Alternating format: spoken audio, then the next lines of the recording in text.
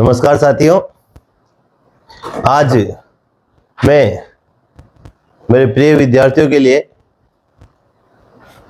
चंबल और उसकी जो सहायक नदी है बनास, इन नदियों को समझाने वाला हूं। बहुत अच्छे से ध्यान से मेरी बातों को सुने, जो इनसे जुड़े हुए जो फैक्ट्स है उनको भी अच्छे से समझें और इस डायग्राम को बनाने की कोशिश करें। चंबल और बनास नदी, बनास चंबल की सबसे लंबी सहायक नदी है। बनास 480 किलोमीटर बनास की लंबाई है और चंबल की लंबाई 966 किलोमीटर है। आपको एक और थोड़ा सा फैक्ट बता दूं मैं कि वर्तमान में सैटेलाइट द्वारा इनकी लंबाई मापी गई है, जिसमें बनास की लंबाई 512 किलोमीटर और चंबल की लंबाई 1024 किलोमीटर है। ये थोड़ा सा आप अपने माइंड में रखें। वैसे ट्रेडिशनल बनास की लंबाई 480 किलोमीटर और वर्तमान में 512, ऐसे चंबल की लंबाई 966 किलोमीटर और करंट के अंदर 1024 किलोमीटर है। चंबल को वेदों में चर्मणवती कहा गया है, जबकि बनास को वशिष्ठी नदी कहा गया है। तो चंबल को चर्मणवती और बनास को वशिष्ठी नदी कहा गया है। चंबल को नित्यवाही नदी कहते हैं, राजस्थान के कामधेनु कहते हैं, बनास को वर्णासा भी कहते हैं और इसे वन की आशा भी कहा जाता है।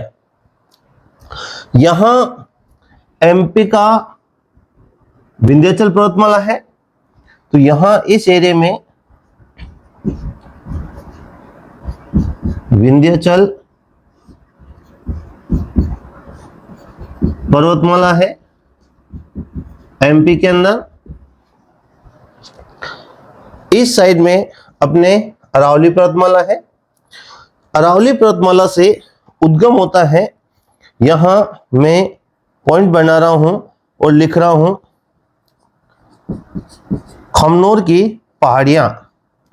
ये जो खमनोर की पहाड़ियां हैं ये अपने राजसमंद जिले में है। खमनोर की पहाड़ियां राजसमंद। तो चंबल, अब बनास नदी का जो उद्गम होता है वो खमनोर की पहाड़ियां राजसमंद से होता है। खमनोर जो है यहां पर 18 जून 1576 से 1576 को महाराणा प्रताप और मानसिंह के मध्य युद्ध हुआ था। खमनोर के अंदर चारभुजा देवी का मंदिर है और खमनोर के अंदर चैती और 10वां गुलाब पाए जाते हैं। तो खमनोर की पहाड़ियां जो राजसमंद है, यहां से बनास नदी का उद्गम होता है। और विंध्याचल पर्वत के अंदर जनापाऊ की पहाड़ियां,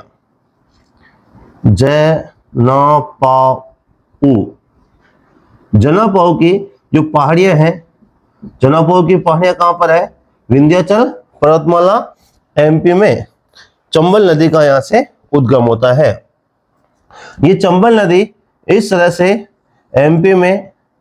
एमपी से राजस्थान के भैंसरोडगढ़ में, भैंसरोडगढ़ से कोटा और बूंदी की सीमा बनाते हुए सवाई माधोपुर, करौली और धौलपुर से आगे बढ़ती है और इटावा मुरादगंज यूपी के अंदर, इटावा मुरादगंज यूपी के अंदर ये यमुना में मिल जाती है। तो ये जो नदी है ये यमुना नदी है। यमुना नदी गंगा नदी के अंदर अपना जल समाहित करती है। ये किसमें मिलती है? गंगा जी के अंदर मिल जाती है। और जो गंगा नदी है ये सुंदरवन डेल्टा पश्चिमी बंगाल के अंदर अपना जल ले जाती है। यानी कि ये जो नदियां हैं अपना जल कहां पर? बंगाल की खाड़ी के अंदर अपना जल उड़ेलती है। तो जनापाऊ की पहाड़ियां विंध्याचल पर्वतमाला एमपी से चंबल नदी का उद्गम होता है। अगर अपन चंबल नदी की बात करें तो चंबल नदी सबसे पहले राजस्थान के अंदर चित्तौड़गढ़ के अंदर प्रवेश करती है। फिर कोटा, फिर बूंदी, फिर सवाई माधोपुर, फिर करौली और फिर धौलपुर के अंदर प्रवाहित होती है। बनास नदी राजसमंद से निकलती है और राजसमंद से चित्तौड़ के अंदर जाती है,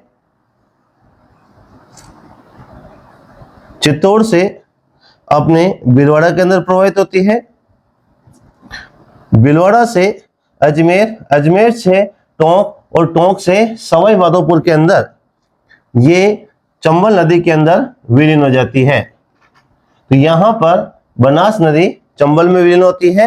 ये जो स्थान है ये स्थान रामेश्वरम है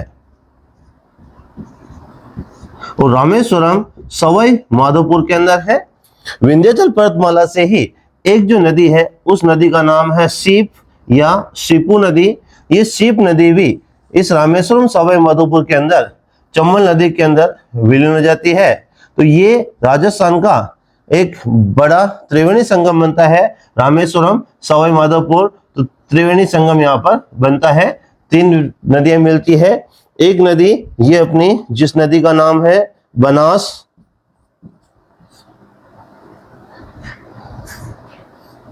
एक नदी जो नदी यहां से उद्गम हो रहा है इस नदी का नाम है चंबल और एक नदी जिसका नाम है सीप। इनका त्रिवेणी संगम है अपने रामेश्वरम सवाई माधोपुर के अंदर। ये जो चंबल नदी है ये इटावा मुरादगंज यूपी में, ये स्थान है इटावा मुरादगंज, ये यूपी के अंदर चंबल यमुना के अंदर मिल जाती है। यमुना गंगा के अंदर प्रयागराज के अंदर, प्रयागराज अपने यूपी के अंदर गंगा में मिल जाती है। फिर गंगा 2 भागों में बट के हुगली और पद्मा के नाम से सुंदरवन डेल्टा बनाते हुए बंगाल की खाड़ी के अंदर गिर जाती है। तो खमनोर के पहाड़ी राजसमंद से बनास नदी का उद्गम होता है। बनास की एक सहायक नदी है, उस सहायक नदी का नाम है खारी नदी, बेड़च नदी। ये मुख्य सहायक नदियों के अंदर है। तो मैं पहले आपको बेड़च नदी के बारे में बताऊंगा। तो ये बेड़च नदी है इसका उद्गम होता है गोगुंदा की पहाड़ियों से। स्थान है गोगुंदा की पहाड़ियां,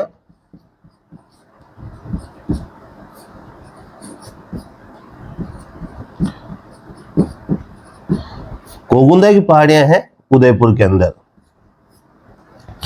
गोगुंदा यहां पर 1572 के अंदर उदय सिंह जी का निधन होता है और गोगुंदा में ही वीर शिरोमणि महाराणा प्रताप का राज तिलक किया जाता है। गोगुंदा की पहाड़ियों से उद्गम होता है और इस नदी का प्रारंभ में इसका नाम होता है आयड़ नदी। प्रारंभ में इसका नाम आयड़ नदी होता है। ये उदयपुर के अंदर जब प्रवाहित होती है तब एक झील है, उस झील का नाम है उदय सागर।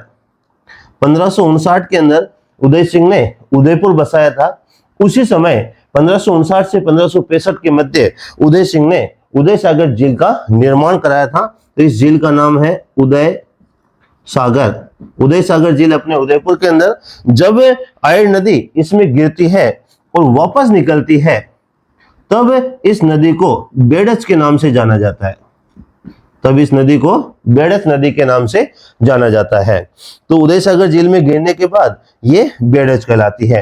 ये जो बेड़च नदी है ये बेड़च नदी अपने बिगोद भीलवाड़ा के अंदर, बिगोद स्थान है भीलवाड़ा के अंदर, तो बेड़च बिगोद नामक स्थान भीलवाड़ा के अंदर ये अपने बनास नदी के अंदर मिल जाती है। अपने राजस्थान के अंदर एक जलप्रपात है मेनाल जलप्रपात। मेनाली नदी के ऊपर स्थित होने के कारण उसे मेनाल कहा जाता है। तो जो चित्तौड़ से मेनाली नदी का उद्गम होता है और ये मेनाली नदी मेनाल जलप्रपात का निर्माण करती है। तो जो मेनाली नदी है ये मेनाल जलप्रपात बनाते हुए इस तरह से ये बनास नदी के अंदर विलीन हो जाती है। तो जो मेनाली नदी, बेड़च नदी और बनास नदी का जो त्रिवेणी संगम है ये त्रिवेणी संगम है। इस स्थान को कहते हैं अपन बिगोद भीलवाड़ा, बिगोद भीलवाड़ा। तो बिगोद भीलवाड़ा के अंदर भी त्रिवेणी संगम स्थित है।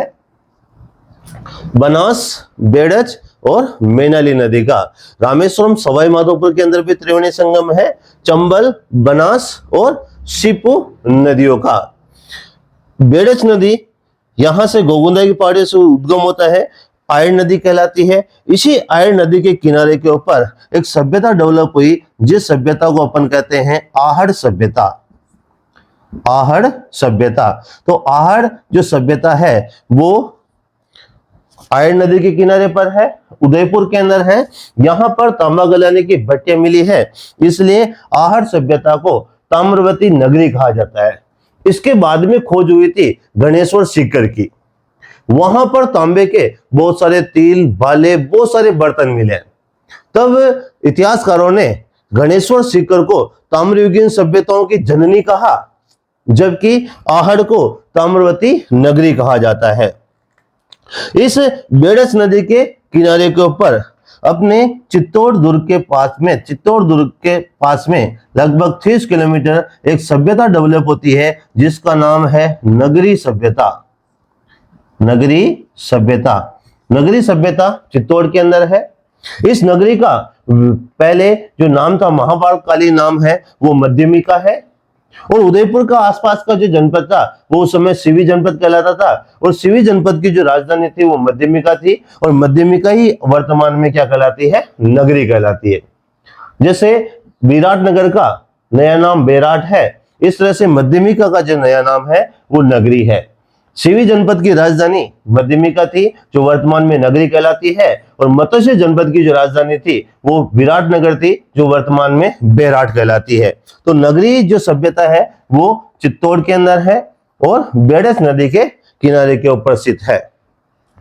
यही चित्तौड़ जो दुर्ग है, इस चित्तौड़ दुर्ग के पास में, चित्तौड़ दुर्ग के पास में बेड़च नदी के अंदर एक नदी आकर मिलती है, जिस नदी का नाम है गंभीरी। जावरा की पहाड़ियां एमपी से, विंध्याचल पर्वतमाला एमपी से आती है ये, और इस नदी का नाम है गंभीरी नदी। गंभीरी नदी जावरा एमपी से आती है ये, विंध्याचल पर्वतमाला से, और ये चित्तौड़ दुर्ग के पास में, चित्तौड़ दुर्ग के पास में ये बेड़च में मिल जाती है। बनास, बेड़च और मैनाली का जो त्रिवेणी संगम है वो बिगोद भीलवाड़ा में है, और इसी के पास में जो दुर्ग है उस दुर्ग का नाम है मांडलगढ़ दुर्ग।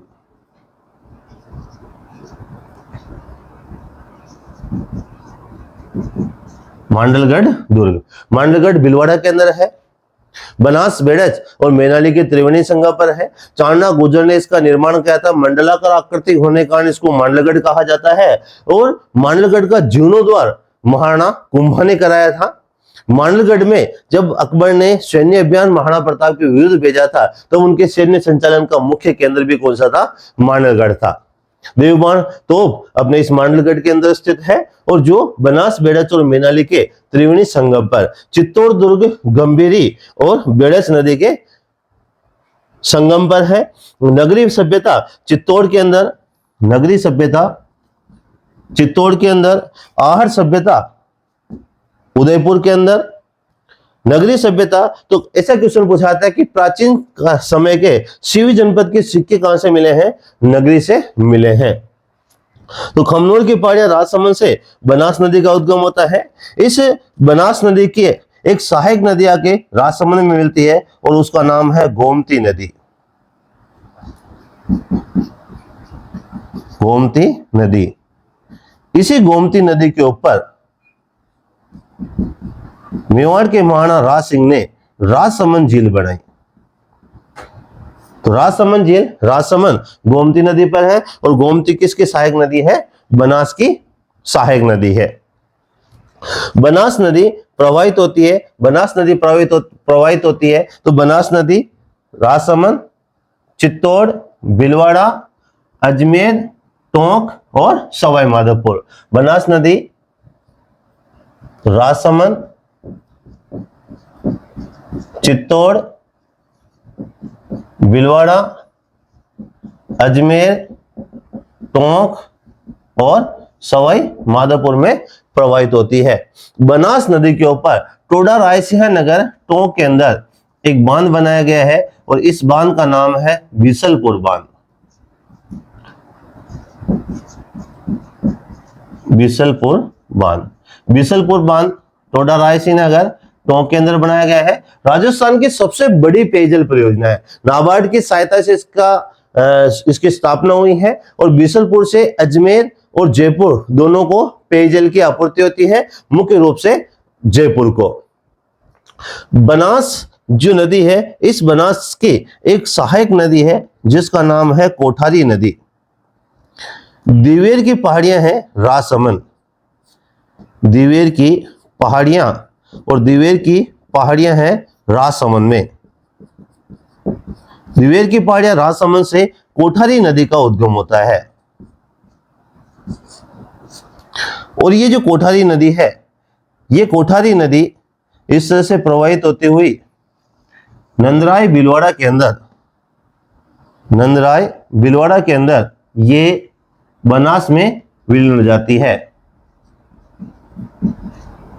नंदराय भीलवाड़ा में बनास में विलीन हो जाती है। इस कोठारी नदी के ऊपर बागोर सभ्यता डेवलप हुई। कोठारी नदी के ऊपर बागोर सभ्यता, बागोर सभ्यता, ये बागोर सभ्यता अपने भीलवाड़ा के अंदर है, कोठारी नदी के ऊपर डेवलप हुई है। बागोर से अति सूक्ष्म हथियारों की प्राप्ति हुई है और यहां पर जानवरों की हड्डियां मिली है। अतः सबसे पहले राजस्थान में पशुपालन के अवशेष बागोर से मिले हैं, पाषाणकालीन सभ्यता है और सबसे पहले कृषि के जो अवशेष है वो अपने को कालीबंगा से मिले हैं। ताम्रवती नगरी आहड़ को कहा जाता है, जबकि ताम्रयुगीन सभ्यताओं की जननी गणेश्वर को कहते हैं। कालीबंगा को सिंधु घाटी सभ्यता की तीसरी राजधानी कहा जाता है। इस कोठारी नदी के ऊपर ही भीलवाड़ा के अंदर मेजा बांध बनाया गया है।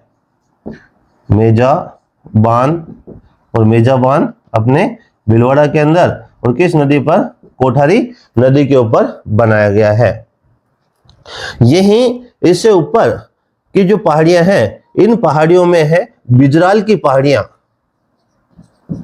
बिजराल की पहाड़ियां, बिजराल की जो पहाड़ियां हैं, ये बिजराल की पहाड़ियां भी अपने राजसमंद के अंदर है और बिजराल की पहाड़ियां जो राजसमंद है, यहां से उद्गम होता है खारी नदी का। खारी नदी इस तरह से प्रवाहित होती है भीलवाड़ा, भीलवाड़ा से ये राजमहल टोंक के अंदर खारी नदी प्रवाहित होते हुए अजमेर और भीलवाड़ा की बॉर्डर बनाते हुए राजमहल टोंक, राजमहल टोंक, तो राजमहल टोंक नामक स्थान पर जो खारी नदी है ये बनास में विलीन हो जाती है।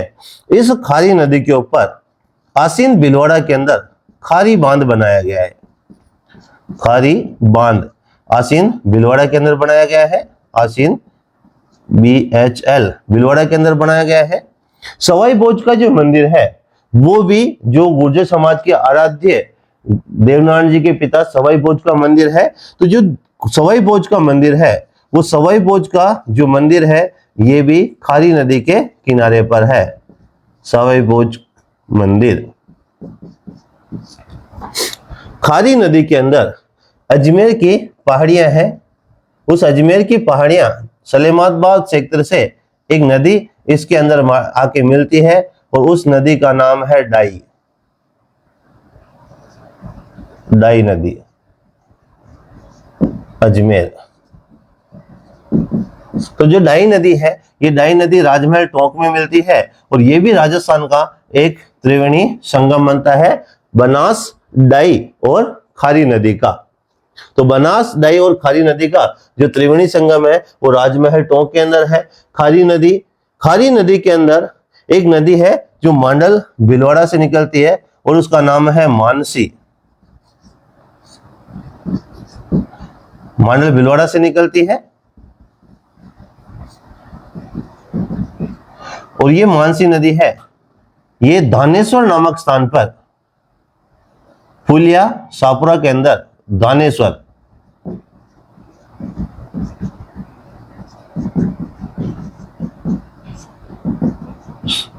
स्थान पर ये मानसी नदी विलीन हो जाती है खारी के अंदर। तो खारी और मानसी का जो संगम है वो धानेश्वर फुलिया सापुरा के अंदर है, और खारी नदी जाके राजमहल टोंक के अंदर डाई, बनास और खारी ये एक त्रिवेणी संगम बनाती है। राजस्थान के जो नदियां हैं ये आपका माइंड के अंदर ये मैप सेट होना चाहिए, जिससे आपको बहुत आसानी रहे, बहुत आसान चीजें होती हैं। चित्तौड़गढ़ का जो है गंभीरी और बेड़ज के संगम पर, नंदराय भीलवाड़ा के अंदर बनास और कोठारी नदी का संगम होता है। बनास की सहायक नदी गोमती नदी पर राजसमंद झील बनी हुई है। उदय सागर झील में गिरने के बाद अपनी जो आयरन नदी है वो बेड़ज कहलाती है। इस के एक सहायक जो नदी है, उस सहायक नदी का नाम है अपने जो सहोदरा नदी है। उस सहोदरा नदी के बारे में बताता हूं। टोंक के अंदर एक नदी है जिसका नाम है सहोदरा। इस सहोदरा नदी के ऊपर एक बांध बना है जिसे कहते हैं टोरडी सागर। तो टोरडी सागर बांध टोंक के अंदर है, सहोदरा नदी के ऊपर बना हुआ है। इसके सभी गेट खोल देने पर एक बूंद भी पानी नहीं बचता। ये टोरडी सागर तो सहोदरा नदी। इस तरह से इसकी एक सहायक नदी है जिसका नाम है मोरेल। मोरेल, तो मोरेल नदी के ऊपर सवाई माधोपुर के अंदर मोरेल बांध बना हुआ है। सवाई माधोपुर में मोरेल बांध बना हुआ है। इसरदा बांध टोंक और सवाई माधोपुर की सीमा, ये जैसे मान लिया अपन ने कि जैसे टोंक और सवाई माधोपुर की सीमा है, यहां पर जो बांध है इस बांध का नाम है इसरदा बांध। तो इसरदा बांध टोंक और सवाई माधोपुर की सीमा के ऊपर बना हुआ है। ये वो नदी है जो चंबल के अंदर मिलती है और इसकी सबसे लंबी सहायक नदी है। अब में सीधे यमुना के अंदर चंबल जाके मिल रही है।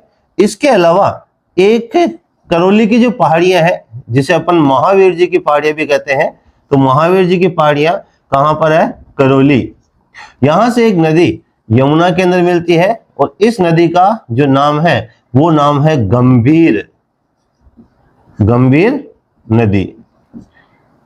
इस गंभीर नदी की एक सहायक नदी है जिसका नाम है पांचना नदी। गंभीर की सहायक नदी है उसका नाम है पांचना। इस पांचना जो नदी है इसके ऊपर एक बांध बना हुआ है जिसको कहते हैं पांचना बांध। पांचना बांध, ये पांचना बांध अपने करौली में। पांचना बांध कहां है? करौली के अंदर। तो पांचना बांध करौली है। इस पांचना बांध करौली में 5 नदियां आके मिलती है, अटा, बरखेड़ा, भैंसावट, भद्रावती और माची। अटा, बरखेड़ा, भैंसावट, भद्रावती और माची, ये 5 नदियां मिलकर पांचना बांध में गिरती है। पांचना बांध से जो नदी निकलती है उसे पांचना कहा जाता है। और पांचना गंभीर नदी की सहायक नदी है और गंभीर नदी महावीर जी के पहाड़िया करौली से निकलकर सीधे यमुना के अंदर मिलती है। सीधे यमुना के अंदर 3 नदियां राजस्थान की सीधे यमुना में मिलती है, एक चंबल, एक गंभीर और एक बाणगंगा। विराटनगर, प्राचीन समय में विराटनगर मत्स्य जनपद की राजधानी थी और विराटनगर वर्तमान के अंदर बेराट कहलाता है। इस विराटनगर से उद्गम होता है बाणगंगा नदी का। यह बाणगंगा नदी है। यह बाणगंगा नदी जयपुर से प्रवाहित होते हुए सीधे यमुना में मिलती है। इस बाणगंगा नदी के किनारे के ऊपर जो सभ्यता विकसित हुई उसे अपन कहते हैं बेराट की सभ्यता। बेराट सभ्यता। तो बेराट सभ्यता पहले जयपुर में थी और वर्तमान में कोटपुतली, बहरोड जिले के अंदर। तो बेरार सभ्यता वर्तमान में कोटपुतली बहरोड में है और ध्यान रखना अपने को कहां पर है, तो ये जयपुर जिले के अंदर है। बेरार सभ्यता जो है ये मौर्यकालीन सभ्यता है। अशोककालीन बाबरू शिलालेखों की यहां से प्राप्ति हुई है। 3 मुख्य पहाड़ियां थी, विजय की पहाड़ी, भीम जी की पहाड़ी और महादेव जी की पहाड़ियों से इसका उत्खनन हुआ है।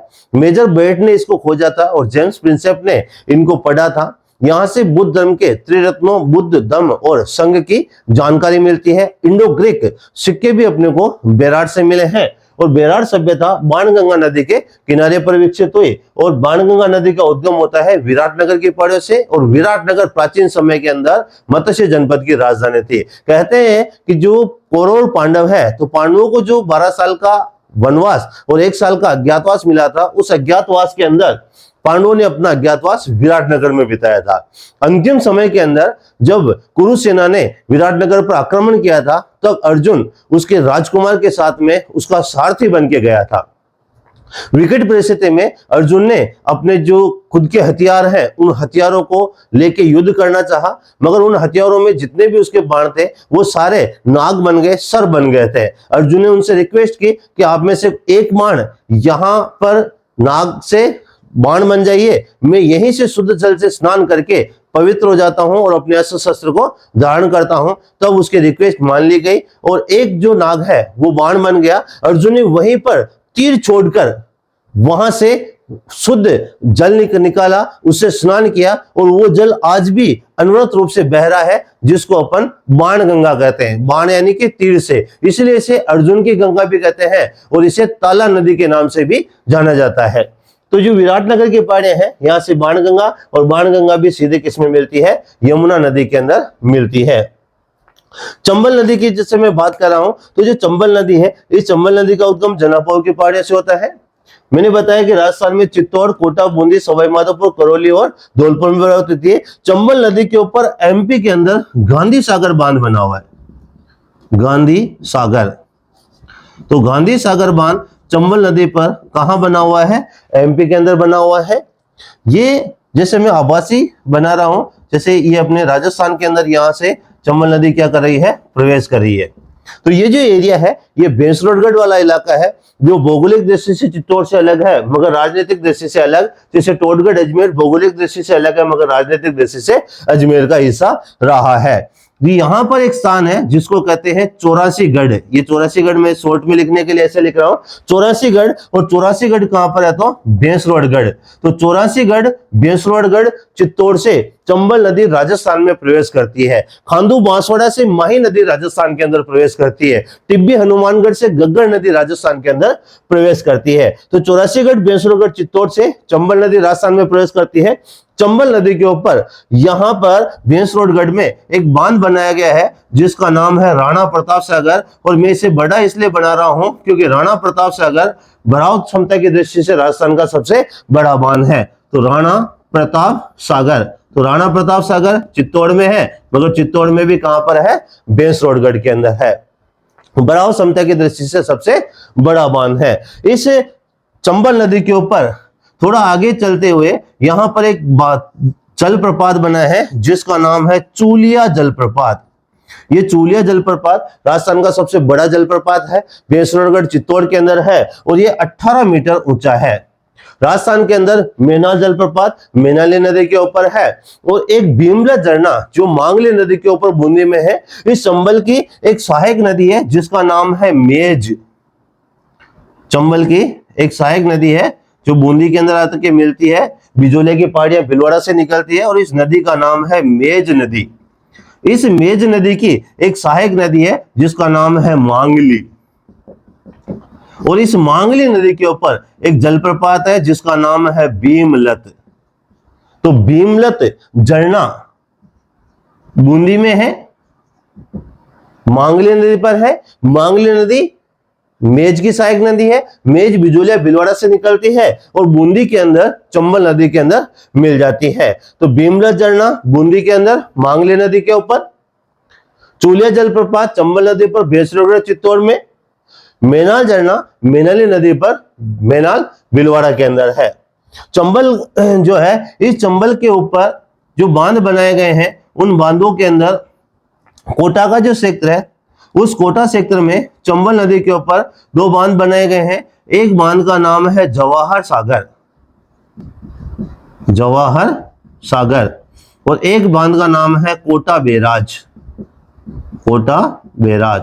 तो जवाहर सागर और कोटा बैराज, ये 2 बांध भी चंबल नदी के ऊपर है। बहुत बार क्वेश्चन पूछा गया इनका क्रम का, Gandhi Sagar, Rana Pratap Sagar, Jawahar Sagar, Kota barrage. Gandhi Sagar MP, Rana Pratap Sagar पेशोरगढ़ Chittor, Jawahar Sagar Kota, Kota barrage. Kota barrage से 2 नहरें निकाली गई है, एक दाई नहर और एक बाई नहर। जयसमंद झील से 2 नहरें निकाली गई है, श्यामपुरा और भाट नहरें। इस तरह से कोटा बैराज से दाई और बाई। जब किसी नदी के ऊपर बांध बनाए जाते हैं और अतिरिक्त जल बच रहा होता है, तब कोई उसके ऊपर एक और बांध बनाया जाता है, उसको कहते हैं पिकअप बांध, अतिरिक्त जल के उपयोग के लिए। तो कोटा बैराज एक पिकअप बांध है। राजस्थान का सबसे बड़ा पिकअप बांध कोटा बैराज है। चंबल नदी के ऊपर चूलिया जलप्रपात है, और चंबल नदी के अंदर एक छोटी नदी आके मिलती है, उस नदी का नाम है बामनी, बामनी नदी। ये जो बामनी नदी है, इस बामनी और चंबल के संगम पर राजस्थान का एक किला स्थित है, जिसको कहते हैं भैंसरोडगढ़। तो भैंसरोडगढ़ में, चित्तौड़ में, चंबल और बामनी नदी के संगम पर। राजस्थान का जो सबसे बड़ा जल दुर्ग है वो है गागरोन दुर्ग। राजस्थान के अंदर 4 जल दुर्ग है, एक गागरोन दुर्ग झालावाड़ के अंदर, मनोहर थाना दुर्ग झालावाड़ के अंदर, एक अपने भैंसरोडगढ़ चित्तौड़ के अंदर, और एक है शेरगढ़ धौलपुर के अंदर। तो शेरगढ़ अपने धौलपुर के अंदर, तो रामेश्वर स्वामी माधोपुर ये धौलपुर है। इस धौलपुर में यहां पर चंबल नदी के ऊपर एक दुर्ग है जिसको कहते हैं शेरगढ़, और ये शेरगढ़ कहां पर है? तो धौलपुर। ये भी कैसा है? एक जल दुर्ग है। चंबल नदी की मैं बात कर रहा हूं, तो चंबल नदी की जो सहायक नदियां हैं, उसमें मुख्य सहायक नदी है, उसका नाम है काली सिंध, काली सिंध। ये काली सिंध नदी इस तरह से कोटा के अंदर, और कोटा के अंदर एक स्थान है नोनेरा, कोटा में स्थान है नोनेरा। तो नोनेरा नामक स्थान पर काली सिंध नदी कोटा के अंदर मिल जाती है। और ये काली सिंध जो नदी है, ये काली सिंध नदी बागली गांव की पहाड़ियों से उद्गम होता है। तो बागली गांव की पहाड़ियां एमपी विंध्याचल पर्वतमाला से काली सिंध नदी का उद्गम होता है, और शाजापुर एमपी से, शाजापुर और शाजापुर एमपी से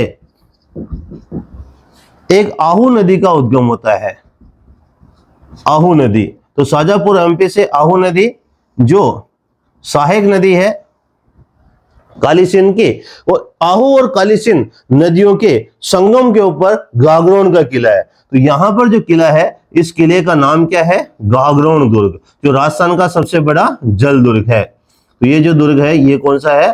गागरोन दुर्ग। तो गागरोन दुर्ग झालावाड़ के अंदर है, और आहू और काली सिंध नदी के किनारे के ऊपर है।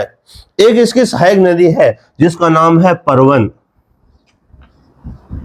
परवन। और ये परवन भी किस में मिलती है? काली सिंध के अंदर समाहित हो जाती है। इस परवन नदी के किनारे के ऊपर 12 के अंदर एक किला बना हुआ है, जिस किले का नाम है शेरगढ़। शेरगढ़ राजस्थान के अंदर 2 है, एक शेरगढ़ 12 जिसे सांपों का संरक्षण स्थल कहा जाता है, ये परवन काली सिंध की सहायक नदी पर है।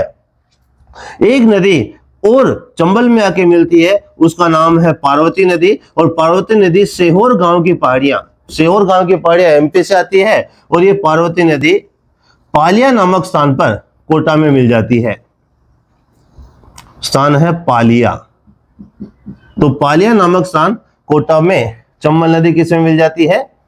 चंबल नदी में कौन मिल जाती है? पार्वती नदी इसके अंदर मिल जाती है। तो शेरगढ़ 12 के अंदर परवन नदी के किनारे के ऊपर है, जिसे सांपों का संरक्षण स्थल कहते हैं। गागरोन दुर्ग झालावाड़, आहू और काली सिंध नदियों के किनारे के ऊपर है। झालावाड़ के अंदर राजस्थान का सबसे बड़ा जल दुर्ग है। और इस परवन की एक सहायक नदी है जिसका नाम है काली खाड़, काली खाड़।